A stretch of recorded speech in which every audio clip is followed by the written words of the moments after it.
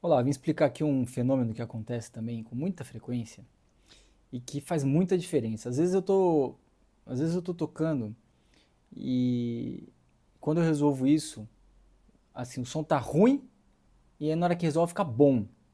Então, assim, às vezes é uma chave que você vira que resolve os problemas que estão te incomodando numa situação de palco.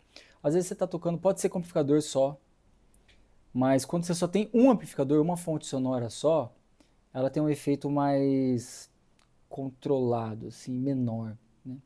Às vezes você está tocando com amplificador e com um prezinho. Pode ser qualquer pré de instrumento acústico, serve para qualquer instrumento acústico, com captador piezo. Para microfone também serve. Às vezes você está tocando, aquele som tá meio da mão embolada e tal. Você vai lá, vira a fase e resolve, né? Vira a fase do pré.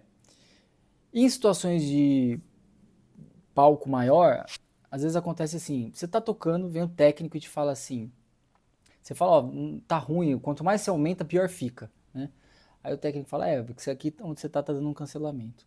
Esse cancelamento às vezes é por causa da posição do amplificador, ou do side, ou de um monitor, que tem alguém com seu instrumento no monitor, isso serve para qualquer instrumento.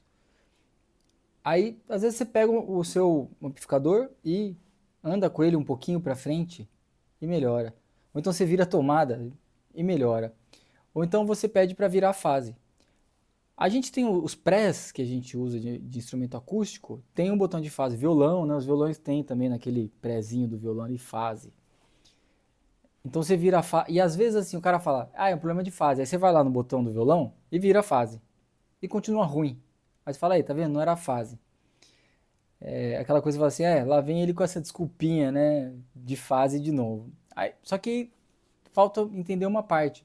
Às vezes a fase está entre a fonte sonora que está perto de você e o PA, por exemplo, ou o side, ou entre um amplificador e um monitor, né? Então, às vezes a solução não é você virar a fase no seu violão, no seu pré. Às vezes é ele virar a fase de uma das fontes.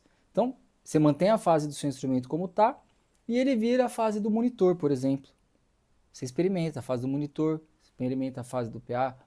Em algum deles, né? Aí você tenta alinhar as fases todas. E aí, quando você toca no seu amplificador, ele vai somar com o som do monitor, que vai somar com o som do PA. E aí você vai ter, você vai perceber que a clareza e o volume vão aparecer.